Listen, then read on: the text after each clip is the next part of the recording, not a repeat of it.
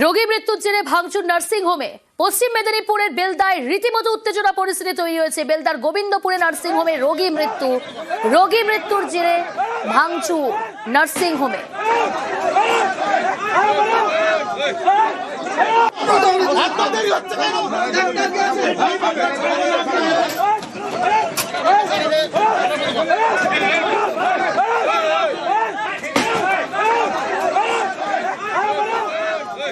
শঙ্কর রয়েছে টেলিফোন লাইনে। শঙ্কর, নার্সিংহোম কর্তৃপক্ষ কি জানাচ্ছে, কি কারণে মৃত্যু? দেখো, নার্সিংহোম কর্তৃপক্ষ ইতিমধ্যে মুখে কুলুপ দিয়ে রেখেছে। যেটা জানা যাচ্ছে যে স্থানীয় শতদীপ বিশ্বাস বলে এক ব্যক্তি, তিনি অভিযোগ করছেন যে গতকাল তার স্ত্রীকে ওই বাখাবাদের একটি নার্সিংহোমে তাকে ভর্তি করা হয়েছিল। সামান্য একটা পেট ব্যথা হচ্ছিল, আর এরপরেই রাত্রেবেলা তার পেটের ব্যথা বেড়ে যায় এবং সকালবেলা তাকে ইউএসজি করতে বলে। ইউএসজি সেন্টারে নিয়ে গেলে জানা যায় ওই মহিলা মৃত্যু হয়। এরপরেই যখন ইউএসজি সেন্টার থেকে তাদের জানানো হয় যে মহিলার মৃত্যু হয়েছে, এরপরেই স্থানীয়দের এবং তার পরিবারের লোকরা সেই নার্সিংহোমে গিয়ে ব্যাপক ভাঙচুর চালায়।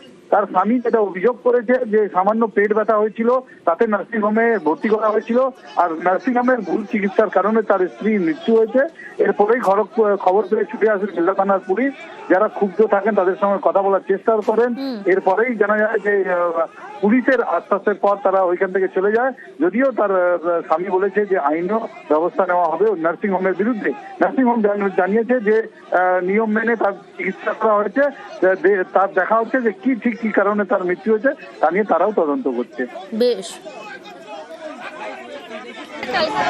যন্ত্রণা হয়েছিল, নার্সিংহোমে ভর্তি করা হয়েছিল। ওর খিদনির মতো চলে আসছে আর ওকে একটা ইঞ্জেকশন দেওয়া হচ্ছে। তারপরে দেখলাম 1 মিনিটের মধ্যেই দেখলাম ওর মুখ থেকে গজকা ফেনাগুলো বেরোচ্ছে। সে এখানে যখন গাড়িতে তোলা তখন সেন্স কিছুই নেই। তখন ওনাকে বলে পালসটাকে চেক করুন তো, আমাদেরকে মেরেছে। তখন উনি যখন দেখলো বললো উনি আর নেই। সেটুকু এবার কি হয়েছে না হচ্ছে স্টাফরা আছে বলবে। এখন যে ছেলেটা ছিল ওর দায়িত্ব তত্ত্বাবধানে, ওই ছেলেটাকে তো ওরা মেরে অসুস্থ করে দিয়েছে। এবার তাকে সে সুস্থ না হলে আমি কাকে দিয়ে কথা বলাবো? এনারা পরিবারের লোক যেটা অভিযোগ করছে বারবার যে চিকিৎসার গাফিলতির কারণে বা ভুল চিকিৎসার কারণে মারা গেছে ওই মহিলাটা। দেখছি আমি ছেলেটাকে একটু করে দিই। জলদাপাড়া জাতীয় উদ্যানের নিরাপত্তায় আরো জোর। 210টি ট্র্যাপ ক্যামেরা বসলো জলদাপাড়ায়। বন্যপ্রাণীদের গতিবিধিতে নজর রাখতেই অত্যাধুনিক camera. Double sided view trap camera জলদাপাড়ায়।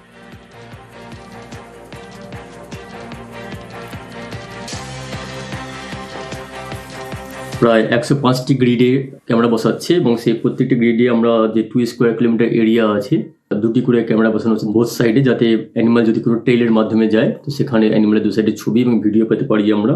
এটি আমাদের একটি বাৎসরিক অ্যাক্টিভিটি, যার মাধ্যমে আমরা অ্যানিমাল সেন্সাসের পাশাপাশি অ্যানিমালের ডেন্সিটি, অ্যানিমালের food habit, availability of food, the predation relationship, এগুলো আমরা জানতে পারি।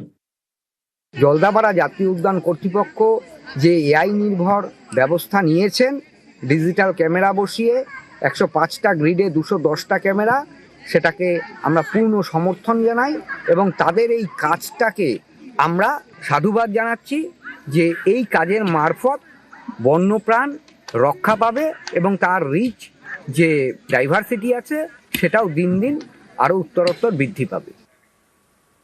জলদাপাড়ায় জঙ্গল সাফারিতে গন্ডারের তারা। শিং উঁচিয়ে পর্যটকদের গাড়ির দিকে দৌড়। কোন রকমে গাড়ি ব্যাক করে রক্ষা। সকাল সকাল গন্ডার দর্শনে খুশি পর্যটকরা। কমল না হোম। হ্যাঁ, আরো দেখিস, সোদা দেখিস। দেখছি ভিডিও করছো? হ্যাঁ, এই যে দেখিস, ভয় নাই, দেখিস। চুপ করে নাও, কমল না হোম। হ্যাঁ।